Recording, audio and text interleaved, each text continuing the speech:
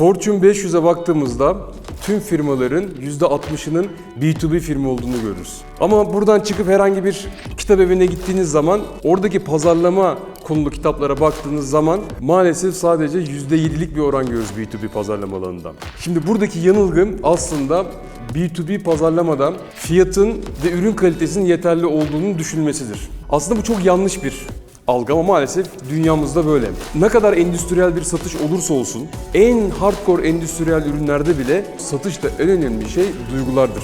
O duyguları yönetebilmek gerekir. O duygular dediğimizde hoşlanmadır, inançtır, güvendir. Bunları yönetecek olan şey de olgu da pazarlamadır. Güçlü bir pazarlama altyapısı olmadan bu olgular maalesef yönetilemiyor.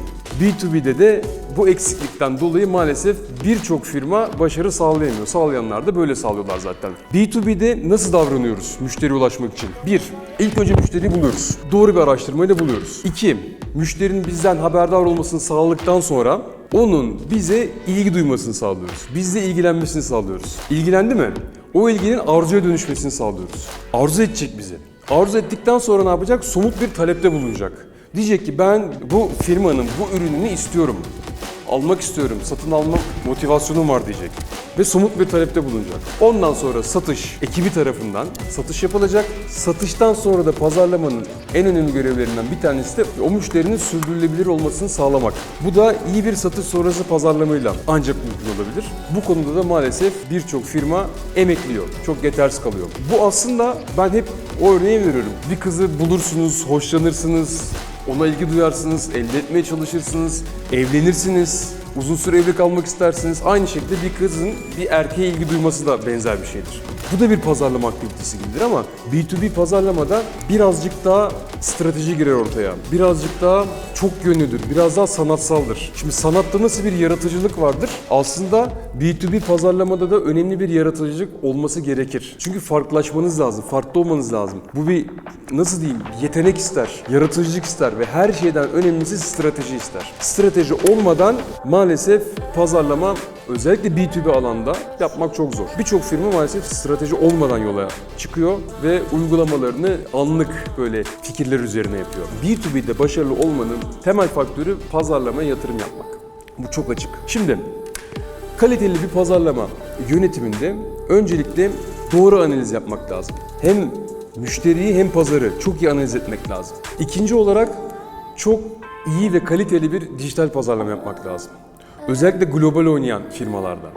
Bu çok önemli bir kritik başarı faktörü. 3. Aynı bir B2C firması gibi çok doğru bir ve çok kreatif bir ürün yönetimi yapmak lazım. Ve en önemlilerinden bir tanesi de pazarlama silahlarını kullanmak. İyi pazarlama silahları yapmak. Yani iyi içerikler yapmak. Çok uygun içerikler yapmak, etkileyici içerikler yapmak, duyguya dokunan içerikler yapmak ve bunları doğru bir şekilde hedef müşteriye iletmekten geçiyor.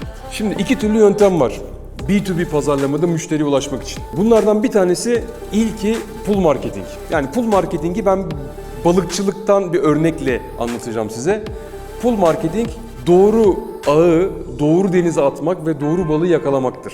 Yani ilk önce silahlarınızı belirleyeceksiniz, müşterinin bol olduğu yere gideceksiniz, ağınızı atacaksınız ve müşterinin sizi bulmasını ve sizden ürün almasını, ilgi göstermesini, talepte bulunmasını sağlayacaksınız. Burada müşteriyi tanımıyorsunuz ama müşteri nerede olduğunu biliyorsunuz. Müşterinin özelliklerini biliyorsunuz.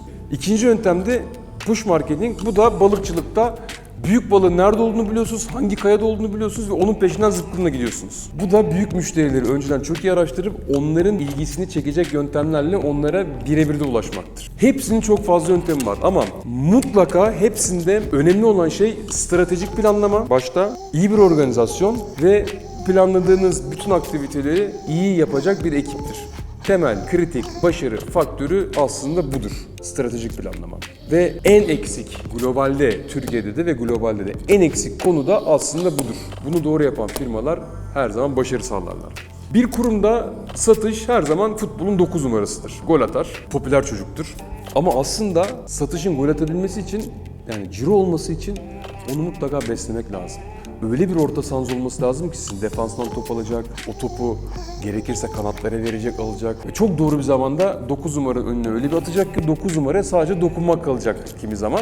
Kimi zaman da o biraz uğraşsa da o uğraşın minimum olmasını sağlayacak. Çünkü arkada çok güzel bir pas var, çok güzel bir marka imajı var.